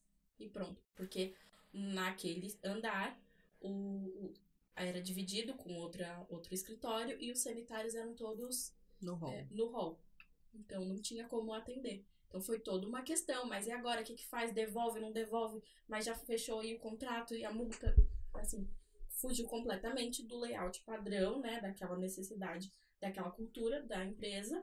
Mas porque não foi verificado anteriormente se atendia, se comportava, não foi conversado com o condomínio quais seriam as possibilidades. Então, é muito importante fazer esse acompanhamento, principalmente quando vai locar e verificar um espaço para aquele... A decisão não pode ser só pautada em dinheiro, não. Né? Assim, em custo de aluguel. Acho que quando você trabalha com laje corporativa, são outras decisões que você precisa tomar. Às vezes o aluguel é o mais barato, na verdade, né? Quando a gente olha tudo, né? Por exemplo, eu olho muito a questão da produtividade. Quanto aquele espaço ele é produtivo. Exatamente. Né? Quanto que ele é eficiente no sentido assim, quanto aquilo ele gera de valor para a empresa. Sim. Porque nesse exemplo, por exemplo, desculpa, Ju, as pessoas têm que sair, porque foi implantado, as pessoas têm que sair e dar uma volta para usar o banheiro. Tem que dar uma volta. Sim. Imagina, você perde um tempo, eu já ficaria com preguiça, sendo bem sincera. Eu ficaria com preguiça. Então, acaba impactando, sim. Impacta no trabalho das pessoas. E se fosse híbrido, eu ia preferir ficar na minha casa, sendo bem sincera, do que dar uma volta pra mim. Porque você construiu ela do jeito que você precisa que funcione, né? Sim. E não adianta você querer ter uma laje ultra mega blaster lá na Faria Lima e a laje ser vazia. Você tá pagando muito dinheiro pra você não ter uma ocupação. Saiu muito caro. Que é isso, o seu espaço é ineficiente, né? Uhum. Então, eu acho que é muito... E é muito olhar onde tá o seu cliente também, né? Porque se você vai receber o seu cliente no seu escritório, aonde ficam a maioria dos seus clientes? Né? Os seus clientes, eles vêm de transporte público ou eles vêm de carro? Né? Qual é o perfil desses clientes que você vai receber no escritório, né? Porque isso também leva em consideração. Talvez eu, por exemplo, moro na Zona Norte. Eu tenho preguiça, às vezes, de ter que me deslocar até a Zona Sul, né, pra fazer alguma coisa. Porque é longe, a gente mora em São Paulo. Você perde tempo. Ou Né? você perde tempo, né? É um trânsito absurdo. Então, eu acho que isso também tem que ser levado em consideração, mesmo que não seja perto da sua casa, né? Eu acho que a gente não pode tomar a decisão de um escritório baseado no eu, né? Eu prefiro que seja aqui. Acho que é um conjunto de fatores. Eu acho que tem que... A famosa análise SWOT, né? Entender as oportunidades, né? Os desafios, a ameaça. Os pontos fortes. Eu acho... Sempre a gente tá em um impasse aqui no escritório, qualquer decisão a gente fala, faz uma análise SWOT, né? É por isso que, muitas vezes, eu vejo, assim... Duas situações que vêm na minha cabeça. Cada vez que vocês falam, vem uma história na minha cabeça. Eu vou conectando as coisas, sabe? Eu lembro aquele chefe de cozinha, Gordon Ramsay. Sei. E ele tem uma série dele que é muito legal, que é o Hell's Kitchen. E ele vai nas empresas que... nos restaurantes que não estavam dando certo. Que era o caos só, né? E aí, cara, sabe qual é a primeira coisa que ele faz que não sai da minha cabeça? Ele dá uma volta no quarteirão. Ele vai ver como que é a região. Ele começa pelo geomarketing, quando a gente fala, sabe? Ele não começa só qual é o cardápio, a comida. Às vezes o cara ele dá a volta na região e fala, cara, por que você tá vendendo hambúrguer se sua região é italiana? Entende? Então, assim, ele falou que você já tá com o seu negócio errado. Entende? Então, algumas coisas quando a gente começa a entender que tem várias verticais, né? Que você tem que analisar. Eu lembro que eu saí da Fagundes Filho, que é lá na Zona Sul, lá perto da São Judas. Falei, cara, meus clientes não vêm até aqui, que tá alguma coisa errada. Eu tinha que... A forma de conseguir cliente era muito difícil. Aí eu falei, cara, vamos estudar. Fizemos um estudo em torno de 2-3 meses de geomarketing. A gente pegou assim, quais são as regiões onde tem mais arquitetos, tem mais estudantes, tem mais isso. E foi um trabalho bem grande. Falei, faz um mapa, coloca esses pontos. Vocês estão na rua principal. E aí a gente chegou na General Jardim, que é a rua dos arquitetos. Sim. E aí eu falei, cara, a gente tem que estar nesse lugar. As coisas acontecem nesse lugar. Um exemplo para uma escola, né? E aí eu falo, cara, tudo isso você tem que pesquisar, ter uma decisão muito grande. E aí depois você tem a questão ainda do interno. Então você tem do externo e do interno, né? E aí eu lembrei muito bem dessa série do Hell's Kitchen. Eu acho que é impossível falar de corporativo e não lembrar da série da We Crashed, que é a série da WeWork, que saiu feito pelo Jared Leto, né? Que conta a história de como surgiu os espaços abertos, as comunidades de espaço, que é a WeWork, né? Que aquilo ali pra mim, eu falei, cara, quando eu vejo tudo isso, né? Eu gosto muito de ver na ótica de negócio, como empreendedor. Sim. Mas como a ótica de arquiteto, eu vejo assim, como esses espaços é complexo você lidar com tudo isso, né? E aí eu queria fazer uma pergunta para a Luana também com relação à tecnologia, né? Quando a gente fala de tudo isso, sempre a tecnologia ela tem que estar ali junto daquilo, né? Você falou, poxa, eu tô fazendo ali no Revit, numa ferramenta BIM, eu fazia em planta. Você liga a sombra agora, você consegue tomar a decisão mais rápido, né? O que antes, às vezes, você tinha que até simular, fazer um 45 graus no AutoCAD, jogar um hatch, você tinha que... Acho que tinha um esforço muito grande de imaginação, né? Como que vocês hoje estão utilizando a tecnologia e o cliente de vocês utiliza a tecnologia? Você falou sobre... eu comprei uma mesa. Essa minha mesa é aquela mesa que você levanta e desce. Quantas vezes eu uso essa mesa de pé? Sei lá, 5%. Quase nunca eu uso essa mesa de pé. Porque eu achei que eu usaria ela de pé. Mas eu gosto muito mais de trabalhar sentado do que de pé. Entendeu? Então, e é engraçado, quando eu trabalhava numa outra empresa, eu era um nômade. Que eu adorava nunca estar sentado num lugar. É muito engraçado como os comportamentos eles mudam E a tecnologia, aquele móvel ali, pô, aquele móvel é mais legal, vou ficar ali, aquela vista é top, o cafezinho, eu gosto daquela... Por isso todo mundo gosta de trabalhar no Starbucks, né? Tem aquela coisa de se conectar à comunidade, né?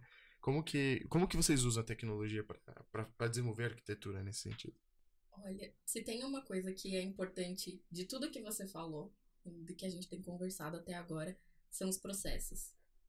Dentro dessa construção de processos, a tecnologia vem para facilitar as entregas, basicamente. A gente tem um prazo, e geralmente esse prazo é muito curto.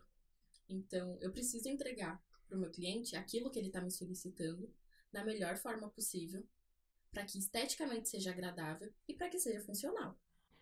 Esse é o ponto. Então, dentro da tecnologia, a gente trabalha com Revit lá no escritório e eu preciso de soluções que sejam mais fáceis, mais práticas. Então, você tem aí, para renderizar, por exemplo, o Twinmotion, o Escape, o Lumion, já te auxilia demais. Eu trabalho geralmente com 2 telas, então eu gosto de trabalhar assim. Estou vendo aqui o que está acontecendo em planta, a gente tem os catálogos dos nossos fornecedores, então eu estou vendo os materiais. Antes de começar o projeto, primeira coisa, nos processos que a gente trabalha, é quem é o nosso cliente. Então eu vou saber se é instituição financeira, se é uma empresa de tecnologia. A gente geralmente conversa com o pessoal de marketing, recebe o guide deles, ou olha o site, como que é o site deles. Eles são mais formais ou são informais. Então você constrói ali um perfil do cliente. Uma persona. Uma persona. Você tem ali o perfil do cliente. Como que são essas pessoas? É um público mais jovem, são pessoas mais sérias, eles trabalham de terno e gravata, é uma coisa mais informal. A gente teve um cliente agora que eles são, assim, adoram o mundo geek. Então, as salas de reunião tem, assim, a sala Wakanda, tem Nárnia. Então, as salas de reunião são bem informais. Gostei desse escritório. Então, aí as portas dos sanitários, o feminino é a Leia, o masculino é o Darth Vader. Não, é o Darth Vader. Não faz muito sentido, mas tudo bem. E o unissex é as 2 plaquinhas juntas. Então, assim, é muito legal quando você entende o perfil do cliente. Já tem clientes que são mais sérios. Sim. Já gostam o carpete todo cinza, isso aqui, é mais formal. Mas como adequar tudo isso? Então, a gente precisa entender bem o processo. Na tecnologia, a gente sai da visão da planta. Então, eu pego ali pelo Revit. Eu tô vendo que o meu layout tá funcional. Ótimo.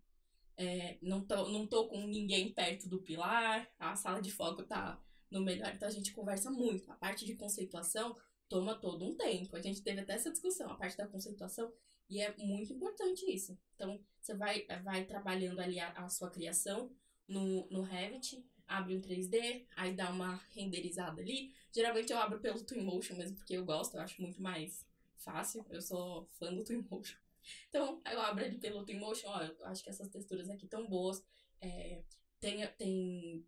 Se adequa ao perfil do cliente, porque eles têm uma cor assim e vai funcionar dessa forma. Então, a gente entende lá como que aquilo tá funcionando, vai elaborando junto. E geralmente a Amanda faz essa ponte com o cliente, fala, olha, vou te dar um spoiler, tá ficando assim e tal. Então o cliente já devolve, eu acho que tá ótimo, não, acho que pode mudar tal cor. Essa parte da conceituação com a tecnologia funciona demais, demais. Porque antigamente, o que já aconteceu você vai lá, monta, e aí, sei lá, fez um SketchUp ou faz uma coisa um pouco mais crua, e na execução você vê que não funciona tão bem, né? Então, tem toda essa questão da visualização ser muito rápida, né? E, principalmente, fatores não tão físicos, de fato. Por exemplo, o paisagismo é físico, mas acaba sendo um fator além, o paisagismo. Então, a gente costuma colocar sempre vegetação em cima dos lockers, ou vegetação em áreas que a gente não esperaria tanto. E se você tá naquela visão do corte, né, do 1,20 ali, no máximo você não consegue enxergar tantas coisas assim. Então é muito bom enxergar o todo e falar, eu acho que dá pra descer um forro assim, e esse desenho de forro, por exemplo, tem áreas que são mais informais, então a gente desce um pouco mais o forro, pega umas nuvens acústicas. Aqui a gente sabe que vai ficar o pessoal do comercial, desce umas nuvens diferentes, então fazer isso auxilia demais. Essa questão, essa visualização de cima, do que foge da planta, do corte em planta, isso, assim, facilita demais. Tanto para que a gente entenda, quanto depois a gente, a hora que passa um corte, mostra pro cliente, ou puxa ali uma visualizaçãozinha em 3D, e o cliente fala, nossa, mas olha isso, sabe? Então você ganha o cliente pela visualização, né? Essa é a graça de renderizar e tudo mais. Você visualiza como que aquilo vai ficar, você simula, né? Você acaba saindo da visão de representação e você simula de fato como que aquilo vai ficar. Então você ganha o cliente pela estética, mas nas entregas do corporativo acaba facilitando demais. Você vem pela conceituação, da conceituação você já tem toda a modelagem, você já pula para o executivo, isso auxilia demais nas entregas de corporativo. É que aí você usa a tecnologia a seu favor, né? Porque Sim. você tá fazendo... Pô, imagina, antigamente o cara faz um corte, agora faz uma planta. Agora vai lá pro SketchUp, agora faz... Cara, já acabou o prazo. Já. Né? Então você usa ao seu favor, porque muita gente existe um mito de falar, não, o BIM, a tecnologia, ela vai te atrapalhar na criação. Eu falo, não, pelo contrário, é porque você ainda não aprendeu, você tem que aprender a reaprender, né? Você não pode... o método que você fazia com CAD ou a mão e tudo mais, cara, hoje, pega uma pessoa que desenha na mão, o cara, para ele acertar no CAD ali, num desenho de primeira, esse cara gastou muitas horas, então ele já consegue ver naquilo antes de fazer no desenho. Então, para chegar nesse nível, o cara demora, né? Então são poucas pessoas que vai ter um conceituador ali que o cara desenha e de primeira ele acerta o que a pessoa quer. Fora que às vezes o croquis tá fora da escala, não funciona o que ele tá propondo, né? E eu acho que quando a gente usa, a gente faz toda a conceituação no BIM, né? Mas a gente super desenha, eu sou super a favor do papel manteiga, eu acho que tá ali e você vai testando, mas você testa e você já testa como... Ah, desenhei aqui, ó, vamos tentar fazer assim, Luana? Putz, não ficou bom. Você não se estressa ali, né? Você usa a ferramenta até assim, ó, até aqui eu sempre falo que a caneta é a ferramenta mais rápida. Sim. Só que não pra desenvolver tudo, né? Por exemplo, cara, o cara não entendeu como é que funciona o encontro ali. Você fala, ó, é assim, assim, assim. Aqui a gente usa muitos vidros da fachada e usa a canetinha e fala, ó, esse encontro você faz assim no modelo isso. Eu gasto acho que, sei lá, 10, 15 segundos, aí ele vai lá e modela. Por que eu vou perder tempo modelando, já fazendo aquilo? Sendo que a pessoa precisa primeiro entender a ideia e ela fala, cara, isso aqui não vai funcionar aqui. Aí eles vão lá, pum. Isso é uma coisa que eu já percebo da minha geração, que eu gosto de desenhar e depois ir pro computador, né, por exemplo. E a geração mais nova já vai direto pro computador. Mas eu acho que tem uma curva ali de aprendizado, né? E eu acho que tudo bem, né? Acho que tudo bem a gente conseguir fazer esse mix. Até porque quando você tá... E aí você consegue discutir melhor, talvez, algumas coisas ali na mão. Mas eu falo porque eu acho que pra mim tá sendo um grande aprendizado, né? Então, acho que é super importante você ganhar muito quando você consegue embarcar a tecnologia hoje dentro dos projetos, que não dá pra pensar diferente. Não dá.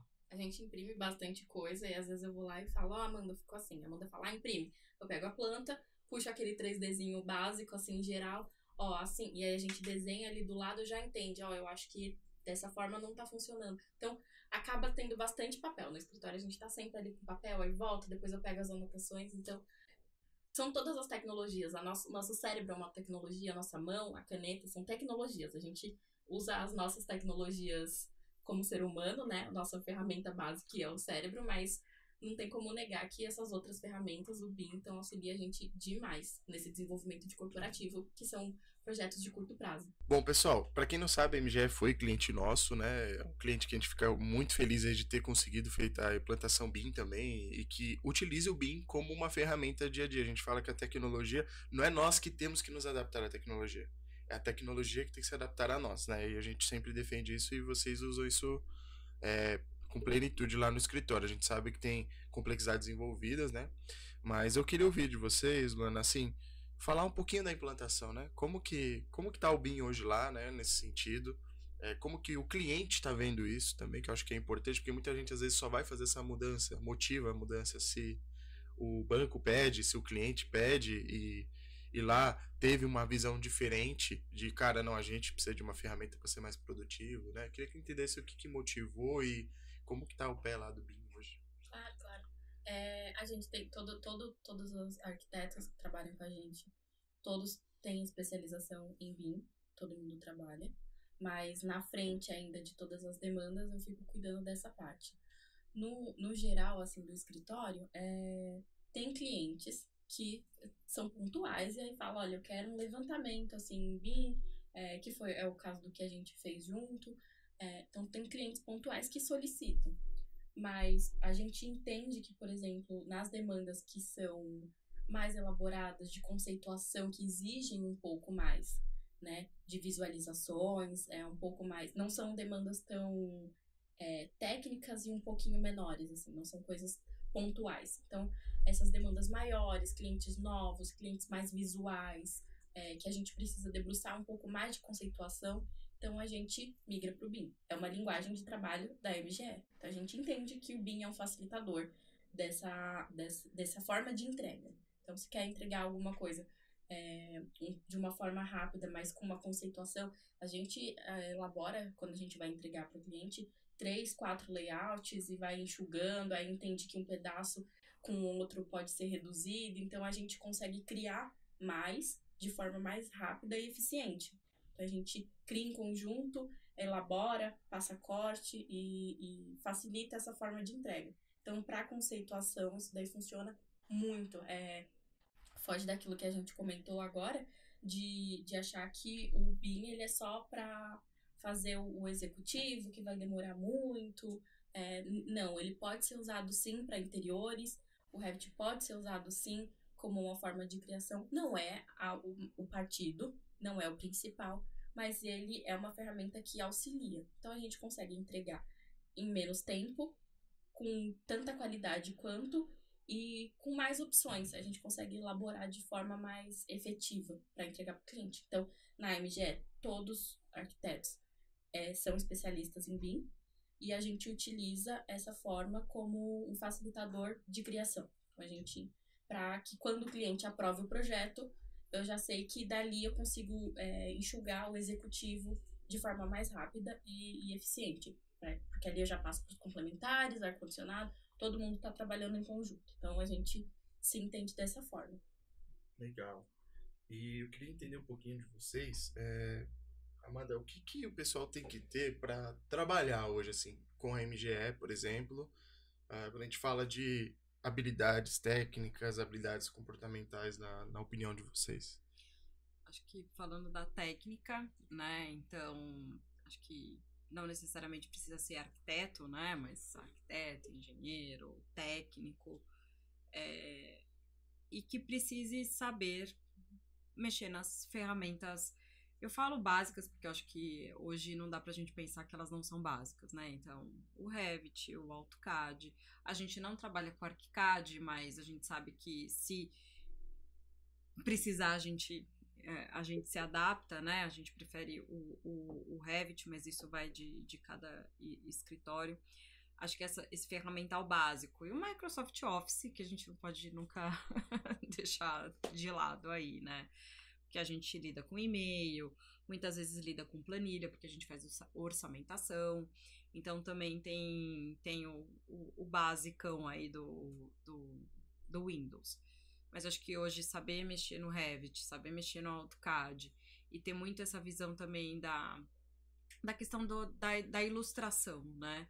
Porque a apresentação ela também é muito importante, né? O Revit ele já dá algo muito mais humanizado, mas você precisa saber ilustrar isso, né? Então, como que você ilustra, como que você monta essa apresentação, acho que isso é super importante.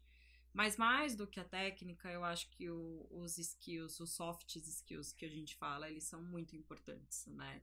Então, saber trabalhar sob pressão, porque a gente tem prazo, não adianta, o prazo vem do cliente que repassa para a equipe, é lógico que a gente tenta sempre repassar de uma forma muito tranquila, muito harmônica, tá todo mundo junto, se precisa.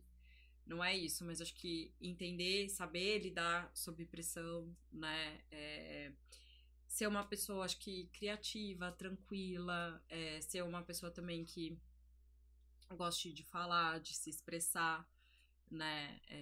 Que entenda que somos uma equipe, que é o que eu falo muito para eles, né?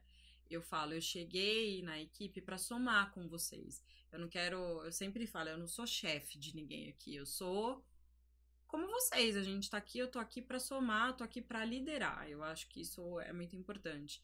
Então eu gosto de ter as pessoas junto comigo e a pessoa que entra, ela tenha esse papel, né? Então que se sinta à vontade, que traga ideias, né? E que participe. Eu acho que é um processo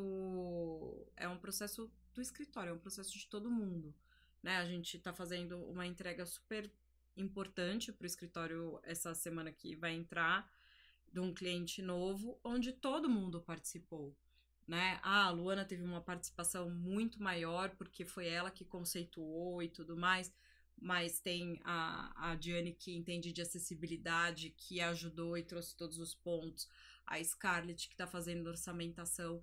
Então, é um processo do um todo, né? Eu acho que é muito importante o senso de trabalhar em equipe. É um corpo, né? Eu gosto de falar sempre que eu aprendi isso na aeronáutica, né? O sucesso depende da participação de cada um. Então, é um espírito de corpo, né? Porque cada um tem uma ideia, cada um traz um ponto, né? Às vezes eu tive uma ideia, mas a Luana falou, poxa, Amanda, ó, vi aqui, ficou melhor desse jeito, bola pra frente, vamos, né? Acho que não tem, eu não gosto de podar a criatividade de ninguém, eu acho que todo mundo tá ali pra somar. Eu acho que a MGE, puxando sardinha pra MGE, porque eu sou muito grata de trabalhar na MGE, mas quando eu fui pra lá, tinha o Revit. Mas não tinha, mas a gente trabalhava com Revit e ainda tinha uma certa incerteza de, eu preciso de uma imagem, será que volta pro SketchUp? Porque será que vai dar certo? Vamos pro V-Ray? E aí, de repente eu falei, não, a gente precisa mudar. Daí eu falei, o que a gente pode fazer agora? Vamos testar o Twinmotion? Vamos testar o Inkscape? O que é mais rápido? O que a gente pode... Baixou, resolveu. Então, vamos. E a gente vai testando. A MGE me deu essa liberdade, eu acho que todos dentro da equipe têm essa liberdade de testar. Então, eu acho que a gente pode testar alguma coisa no óculos. Então, a gente testa com óculos. Se for uma entrega, tem o terreno. A gente pode levar pro cliente para que ele visualize como que vai ficar essa implantação lá no terreno. Então, a gente levou pro escritório o óculos. Aí eu falo, tem essa ferramenta aqui. Mas eu acho que essa montagem fica melhor no CorelDRAW.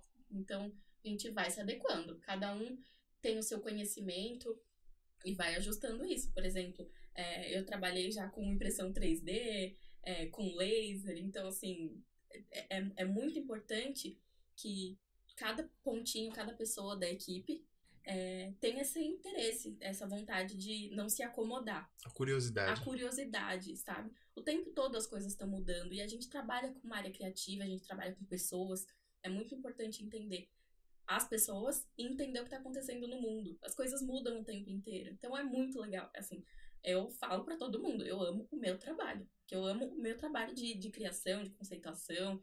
E a gente, às vezes, sai do escritório para conversar um pouco. E a gente fala, nossa, os dias que a gente vem pro escritório acho que são os melhores dias da semana. Porque a gente sai do escritório, dá risada e conversa e passa o dia uma brincando com a outra e fala, nossa, no fim de semana eu fiz tal coisa. Ou já aconteceu, por exemplo, esse projeto que é super importante que a gente vai entregar essa semana. A gente tem a Scarlett, que é uma outra arquiteta, ela não estava envolvida diretamente na parte de conceituação. Mas ela falou, de madrugada eu acordei, eu vi isso aqui num site, eu achei muito legal do seu projeto, posso te mandar? Ela mandou e deu super certo.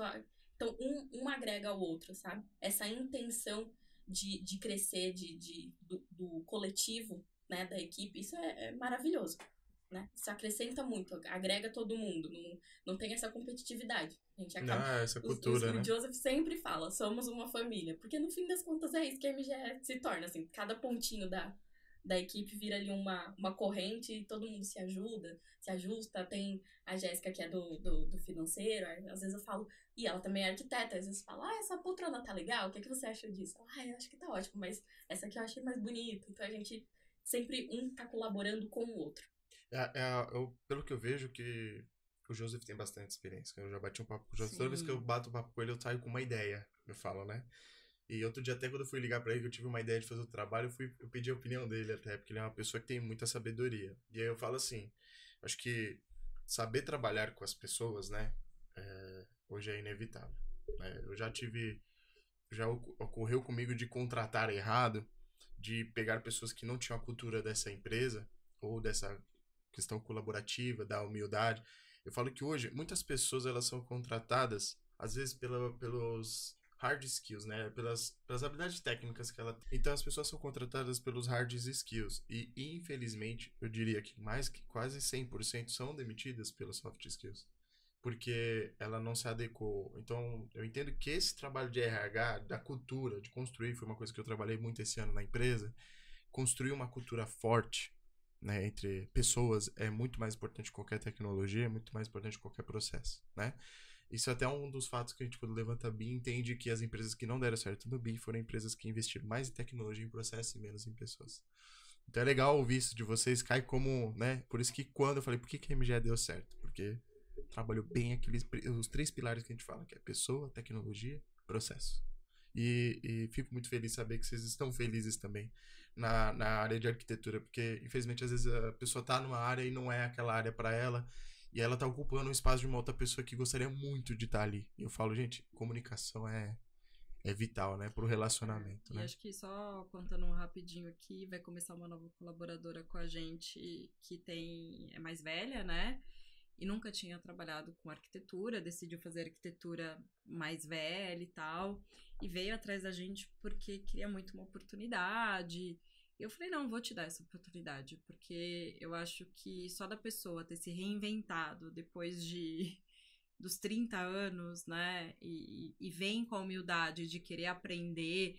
Eu quero aprender, eu tô aqui para aprender, eu acho que isso é muito importante. Na verdade, ela vai né? ter aquela habilidade que falta em muitos, que às vezes é a humildade, a resiliência e outras coisas que eu acho que eu contratei um arquiteto que geralmente tinha essa habilidade. Eu botei ele pra fazer um teste, falou, eu não sabia Revit. Eu falei, cara, você tem 2 dias pra aprender Revit e eu vou te dar uma prova pra você fazer.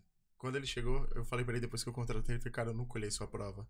Você entrou 9 horas da manhã e saiu 10 horas da noite.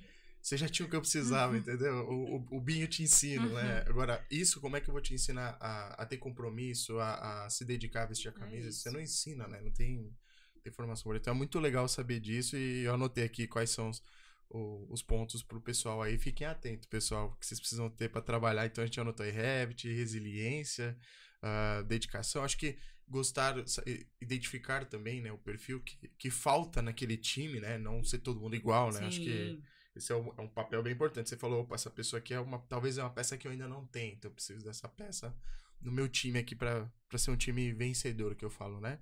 Eu falo que líder que é líder bate meta com o time, né? Então ele não é líder batendo meta sozinho, né? Ele é líder batendo meta com o time, que é o que eu vejo que o Joseph hoje faz bem. A gente não ganha nada sozinho, o que eu falo pras meninas, a gente não ganha nada sozinho. Parabéns, gente. E aí, pra gente chegar aqui no encerramento, né? Que muito eu queria que vocês dessem um insight pro pessoal, um comando que vocês guardaram desse podcast, ou na vida de vocês, que vocês gostariam de compartilhar com eles, que talvez possam levar eles para um próximo nível. Eu vou falar do meu insight, né? Que eu acho que a gente nunca pode deixar de estudar, né? Então, não é porque a gente terminou a faculdade ou que a gente decide fazer uma pós, a gente está sempre em constante aprendizado, né? Então, seja por uma nova tecnologia, seja por uma tendência de mercado, seja para entender o que está acontecendo no mundo, né? Acho que hoje a gente é bombardeado muito de informações desconexas e a gente às vezes pode se posicionar de uma forma errada. Então, o que eu falo de insight, que acho que é o que a gente está falando muito aqui, é uma questão de aprendizado constante. Então, não ser aquela pessoa que se acomoda, né? Mesmo que eu falo muito isso, né? Eu sou arquiteta, eu gerencio hoje 2 escritórios, tenho um filho, mas eu sempre tento achar um tempo para que eu consiga estudar, para que eu consiga ler, porque eu acho que é isso que torna você um ser humano melhor, né? É isso que eu quero passar, por exemplo, para o meu filho, é isso que eu quero passar para quem eu lidero, né? Então, que você tá em constante, a gente precisa estar em constante aprendizado. E eu aprendo com eles da mesma forma que eles aprendem comigo, do mesmo jeito que eu aprendi com vocês aqui hoje, né? Então, eu acho que é uma questão muito disso e ter uma escuta ativa. Eu sempre gosto de falar, então eu sempre falei mais do que escutei.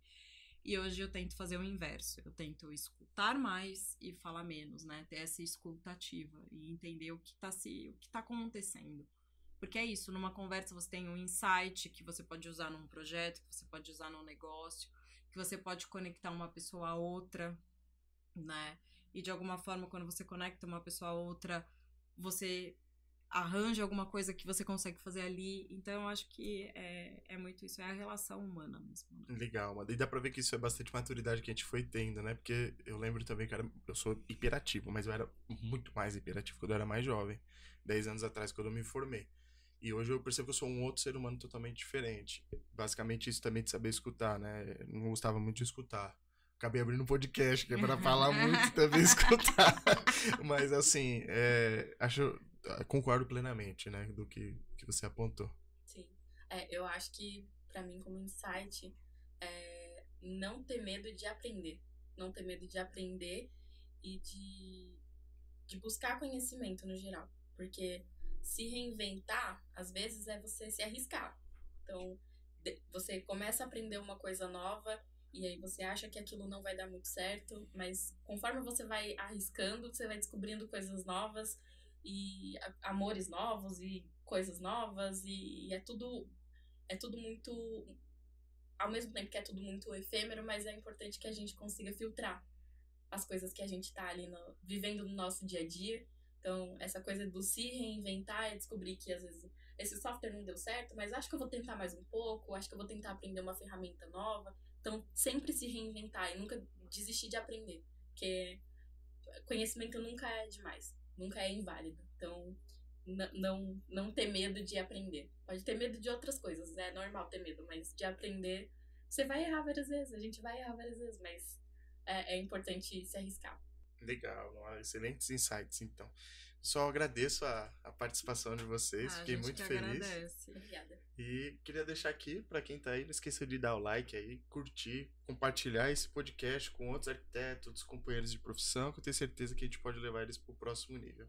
E segue a gente lá no Instagram, @mgeengenharia. Vamos deixar aqui na descrição do vídeo as redes sociais, o LinkedIn do pessoal, para quem quiser se conectar. E fiquem à vontade aí para curtir os nossos próximos conteúdos. Obrigado, pessoal.